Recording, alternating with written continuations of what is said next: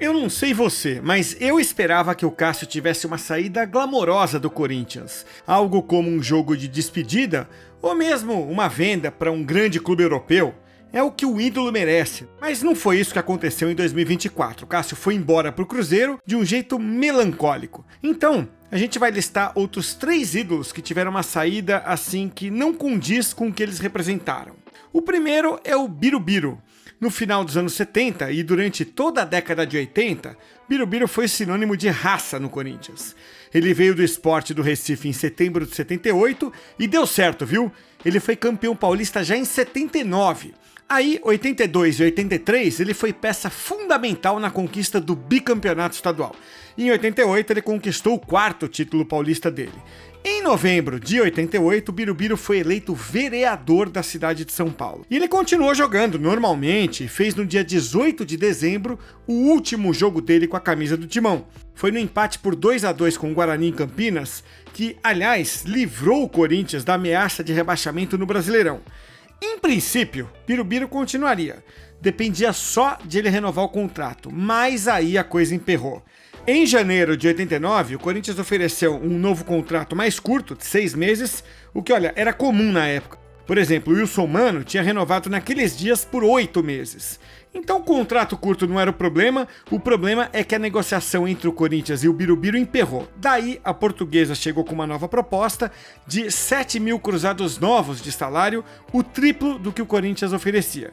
E a Portuguesa ofereceu ainda uma quantia gorda de dinheiro em luvas. E aí o Birubiru foi pro Canindé.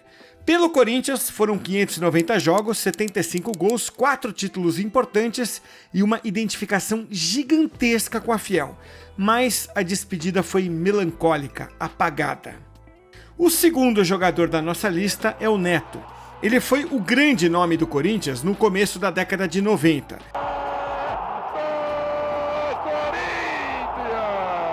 Mas o Neto tinha chegado ao Parque São Jorge de um jeito discreto em 89. Ele e o lateral Denis vieram do Palmeiras, que em troca levou o também lateral Dida e o meia Ribamar. E aí o Neto chegou já se declarando corintiano, dizendo que demorou, mas finalmente vestiu a camisa do time de coração dele.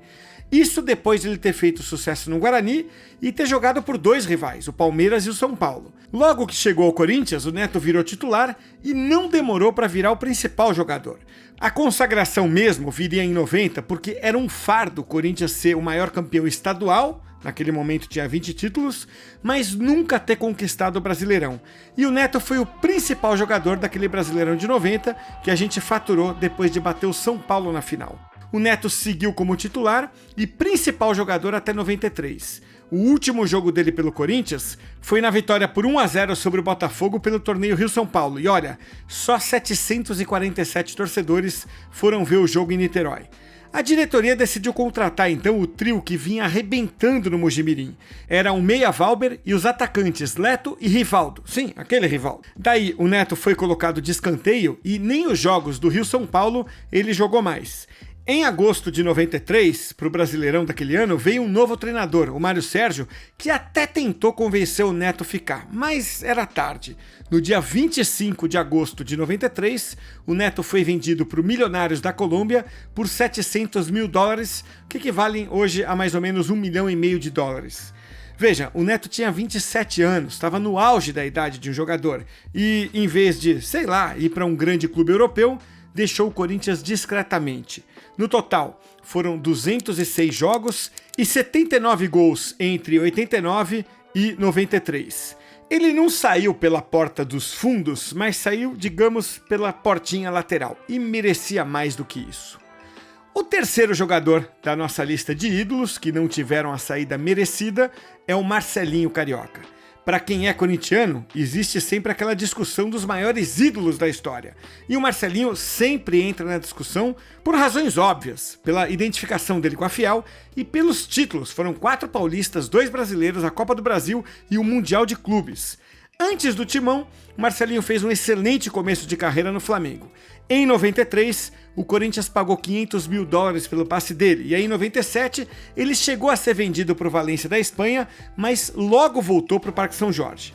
Aí ele ganhou a maior parte dos títulos e virou ídolo de vez. Só que aí em meados de 2001, a relação do Marcelinho com o clube estremeceu. O último jogo dele foi na derrota por 3-1 para o Grêmio, no Morumbi, pela final da Copa do Brasil. Pelo Corinthians foram 433 jogos, sendo só 6 como reserva, e 206 gols. No final de agosto de 2001, o Marcelinho não entrava em campo já fazia 2 meses. E aí, ele decidiu acionar o Corinthians na justiça e meio que ficou livre no mercado. No final, acabou indo para o Santos, que viu uma oportunidade de contratar o ídolo rival. E foi de novo uma saída discreta de alguém que merecia ter tido uma festa de despedida. Assim como a gente esperava ver o Cássio ficar no Timão até o fim da carreira, em vez de ir para o Cruzeiro. Bom, o Marcelinho e o Neto ainda voltaram a jogar pelo Corinthians já no finzinho de carreira, mas aí já num outro momento.